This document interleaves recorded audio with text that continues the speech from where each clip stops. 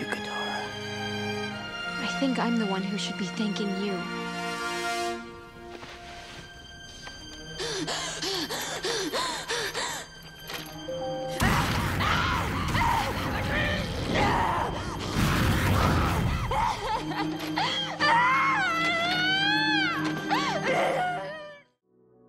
When most people think of Azula, they view her as achievement-seeking, demanding, and in need of validation from her parents. She's desperate to be approved of by her father, demanding perfection for herself to ensure she receives this. From the surface level, we can see this as Enneagram 3 or Social 3, a type so dedicated to having their achievements define their worth and need for validation. But what we have to acknowledge is that she is a 14-year-old girl that has undergone parental abuse and neglect, resulting her in believing that fear is the only way to maintain the relationships around her. This strategy stems from the way she is raised. She was raised by an intimidating, demanding, and critical father, and therefore believes fear is what strengthens and holds this relationship together. She therefore controls and manipulates those around her, as this is her way of showing affection, and this is especially shown with Tylee and May. What we have to consider is Azula is a 14-year-old teenage girl. She has had an abusive childhood.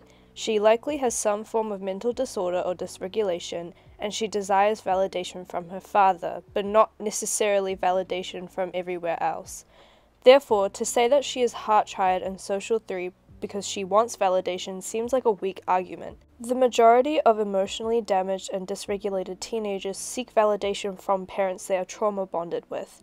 Although it doesn't seem like it, Azula is most definitely seeking validation from her mother as well, whether she is subconsciously aware of it or not. She is expressive in her jealousy and hatred towards Zuko for receiving love and affection she also wanted from her mother, and she consequently leads through life through reaction-formative coping and denial. Quote-unquote, if I get treated like a monster, then I am a monster, because of this maternal neglect. So, the point I'm making is, Azula is not Social 3 because although she seeks validation from her parents, she doesn't seek it anywhere else. She does not fit the trait structure of Enneagram 3 core or even Social 3, does not fit VFLE as a psychosophy type, and does not fit Heart Triad coping or even Social instinctual variant.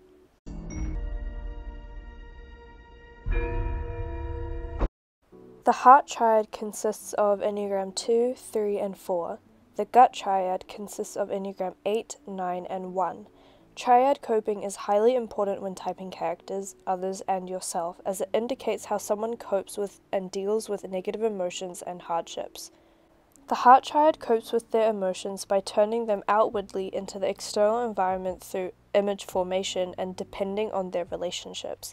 To be loved and validated is to feel comfort and security, and the Enneagram 3 will only feel valuable if their image is based upon the expectation of those around them. The Gut Triad copes with their emotions by turning them into action in the sensory environment. Here, emotions are heavily denied in the emotional and mental world. Gut Triad is essentially self-forgetting, and they numb out their emotions. They do not identify with them or express them strongly like the Heart Triad, and do not intellectualize either like the Head Triad. Therefore, Enneagram 1s become oriented to reformation and perfectionism in order to cope with their own negative emotions. Moderation, discipline, and maintaining high standards for themselves and others is what brings Enneagram 1s comfort. Yes, Azula may look up to her father for validation, but where else does she seek this validation? Azula does not seem to identify strongly with her emotions. She instead denies them completely and maintains a strong, disciplined, and dominant demeanor. Her fire being blue quite literally represents the amount of dedication and work she puts into her skills and abilities.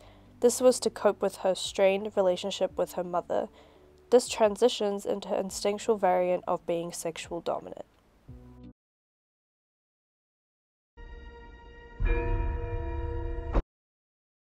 I think the main point of confusion for Azula's need for validation does not stem from being Enneagram 3 or Heart Triad, but rather from being sexual dominant.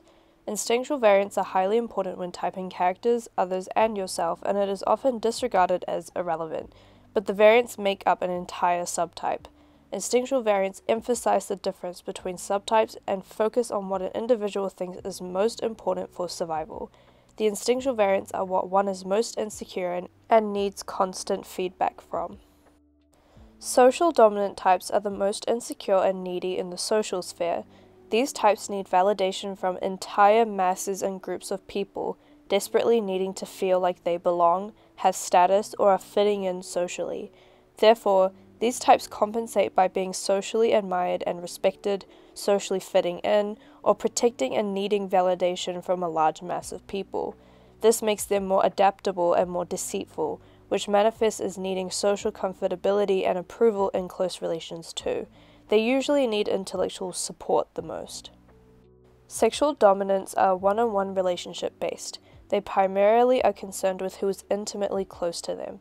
This doesn't mean romantic exclusively, it can mean platonic and familial.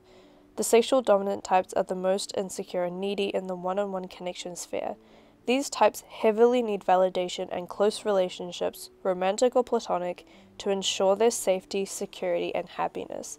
This usually makes them more intense and passionate to compensate for their fear of a lack of a strong, close relationship. They usually need emotional support the most. Based on this, Azula seems the most insecure in her one-on-one relationships. The base of her aggression and deep negative emotions stems from the unstable intimate relationships with her parents, Zuko and Piers. Azula's strained relationship with her mother has made her feel that she is incapable of the same love and affection Zuko received from their mother as children. Instead, Azula looked up to her father, who prioritized strength, and she therefore projected this way of thinking onto Zuko. It reflects this type of thinking.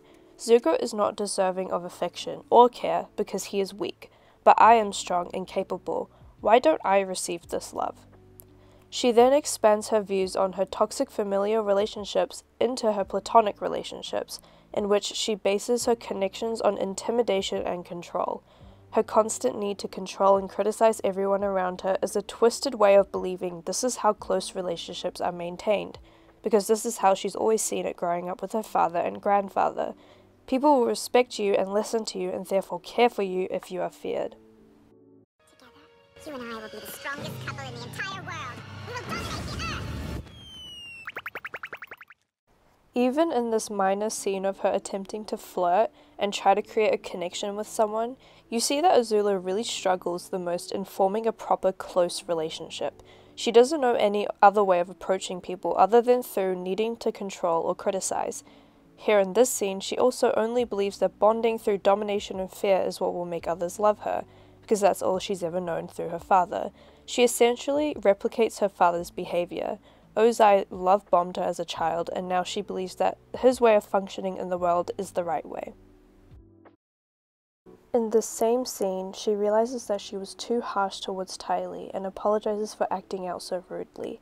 It shows that Azula is aware of what she is saying, and this isn't a form of blind rage that she projects. She chooses her words with intent and will take accountability when it doesn't get the correct point across. Azula is not the most socially insecure. Social dominants need to feel social belonging. Azula cares less about being seen as a bad person or adapting to the norms of others around her. She does not need to socially fit in or maintain some form of status to feel validated. She simply needs to control her close relationships to ensure she is safe and secure. This brings us into her Enneagram.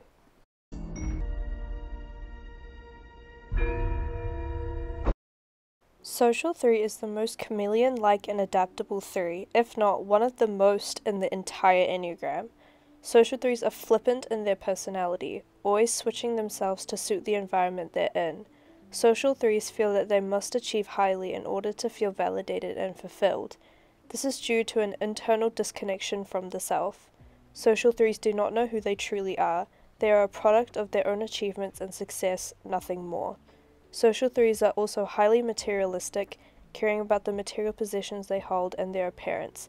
Image is what defines them, and they cannot stand to be viewed as fraudulent. Anything that taints their image will ruin them.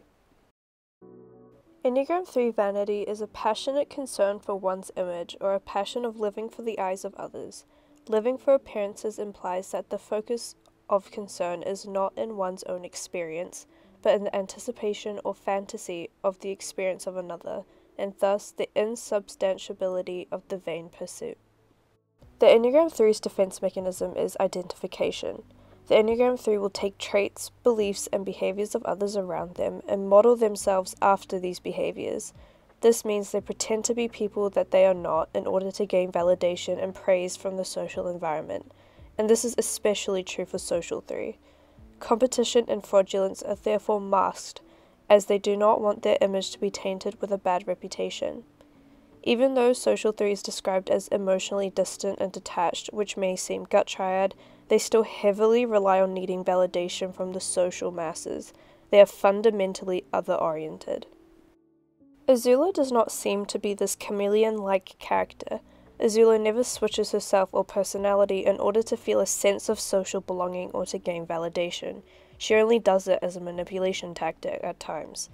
Whilst she is an achievement-based person whom adores when others fear her, she does not take the traits of others to cope with her lack of self-worth. She also does not care if she is seen in a bad light. She rather encourages it. She does not seem to need applause or validation from the masses, or feel the need to socially fit in. She does not change herself or attitudes to gain this. For the Social 3s, then, the focus is on how they are seen, and they will change their image to fit the values of a particular social group in order to be seen in a good light.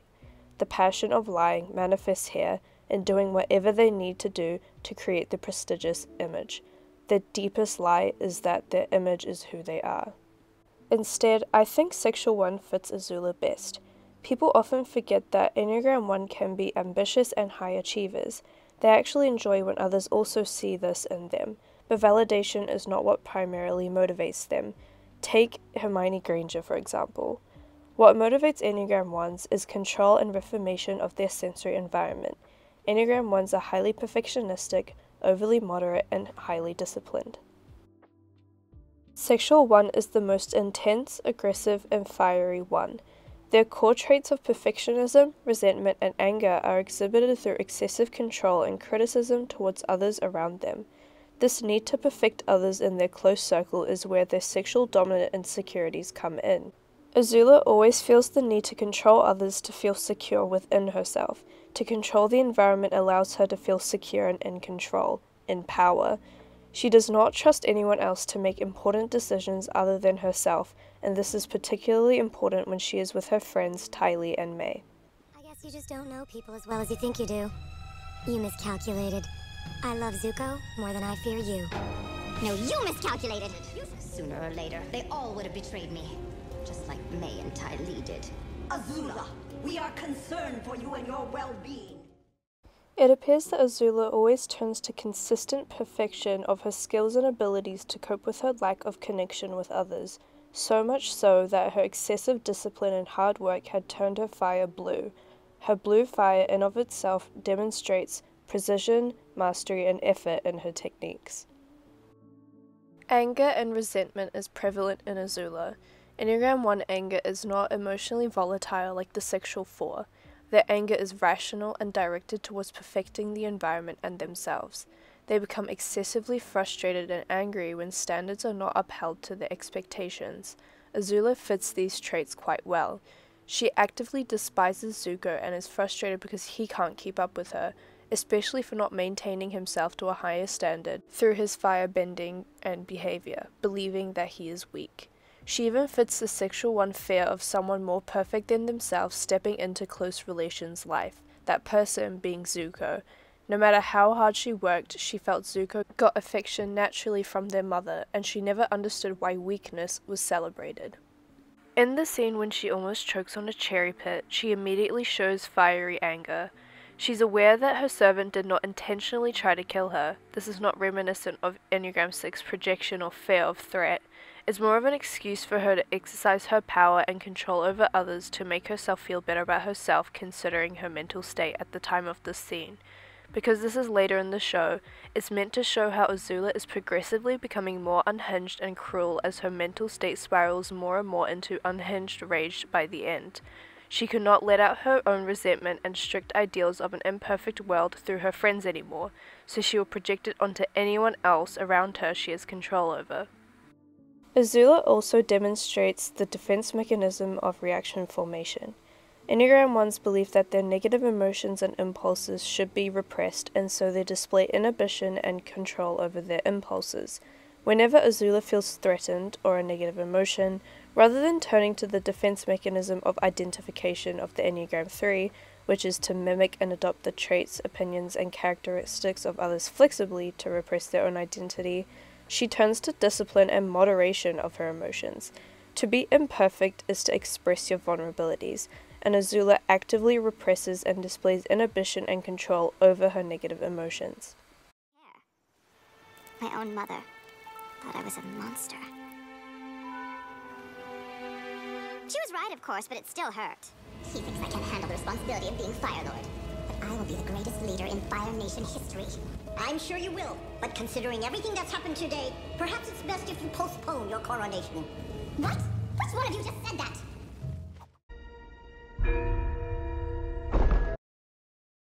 In Psychosophy, I struggle to see Azula as first physics or second logic. Result physics implies that the individual wants immediate results in the physical world, which includes labor, having materialistic needs met, and immediate gratification, like eating certain foods when they want it, and appearing a certain way when they want to. Because of this, at times, the first physics can appear lazy, because they're so overconfident in their own physical desires that they feel they do not have to go extra lengths to work for it, fitting the first result placement's need to have immediate gratification. For Azula, it appears that she is more process physics. She is able to undergo immense labor with ease, and most importantly criticizes and has more open discussions about this physical hard work that she does. Azula prefers to influence others through affecting others' physical worlds rather than through logical persuasion or discussion of opinions, which would imply her second placement, which is oriented to open discussion flexibility, to not be logical. Not once does she actively utilize logical opinions and perspectives of others and herself as a tool of persuasion to get her way. She instead chooses to encourage others to simply work harder, put more effort into this physical goal. She does this often towards Zuko, implying to him he is weak, he should work harder. There is also much debate about what Azula's volitional placement is. It is often assumed first volitions cannot be insecure and must always put on a face of confidence in every adversity they're met with. This is simply not realistic or entirely true. All humans, including the first volition, are met with their own insecurities that they actively seek to repress. First volition is an aggressive placement after all, and so they themselves would push down any vulnerabilities they have, much like the third volition. As mentioned before, Azula is a traumatized teenage girl who is unhealthily attached to an abusive, controlling father. This form of abuse creates dependency within the relationship. Even first volitions are victims to this type of dependency, and this may have something to do with Azula's fourth emotion placement as well. Due to the unbotheredness and adaptability to the emotional environment of the fourth emotion placement, some fourth emotions are susceptible to emotional dependency in relationships that they form. Therefore, I believe that Azula is first volition. She undoubtedly knows what her goals are, and she is rarely swayed from any external power in these goals and desires that she has. Azula undoubtedly knows her identity. She knows who she is and what she seeks to accomplish. Often, third volition is easily swayed by the opinions of others, but I feel that Azula has never cared for being viewed in a negative way, much like the social three. One major trait of the first volition she possesses is her extraordinary and natural ability to influence others to follow her goals. The Sa is often described as being a natural leader who is able to bring others into their goals and desires. On the other hand, the third volition often struggles to influence others so strongly and naturally due to their own insecurity of their identity, desires, and needs. Azula has never given me the impression that she doesn't know who she is, what she wants, or is unaware of how to accomplish a goal. Result volition is known for having a general goal in mind, but they will never ponder about the process of getting there. Especially for VFLE, they just do, immediately setting their plan in action. The third volition is process volition. They will ponder and discuss their identity, goals, and desires, as they're often unsure of what course of action to take. Look at Zuko, for example, who is peak process volition, consistently talking about his next move, his identity, and what he should improve on with Uncle Iroh. Aggressive volition also has a tendency to think in hierarchies about the world, with third volition placing themselves in the lower classes and needing to work their way up the ranks to demonstrate power. The first volition, like Azula, believes there is only two, the weak and the strong, in which they place themselves above others every time. This is fitting of Azula's tendency to think genuinely that she is superior to others. Her only weakness is placed upon her emotionality, in which she openly disregards when she moves about the world. Overall, I think this is Azula's full typing. She is a teenage girl who is involved in several unhealthy abusive relationships.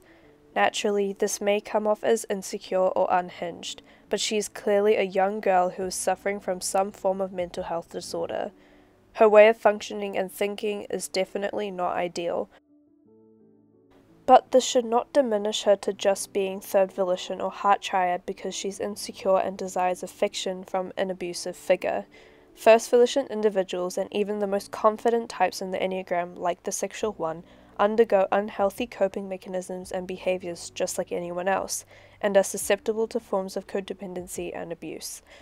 And in the end, it's always Zuko that gets the love and affection. Katara, Mai, Uncle Iroh, they all care for Zuko in the same way their mother did, and Azula is left behind, chained due to her own self-sabotage and rage. Only Dad loves Azula, no matter how controlling he is.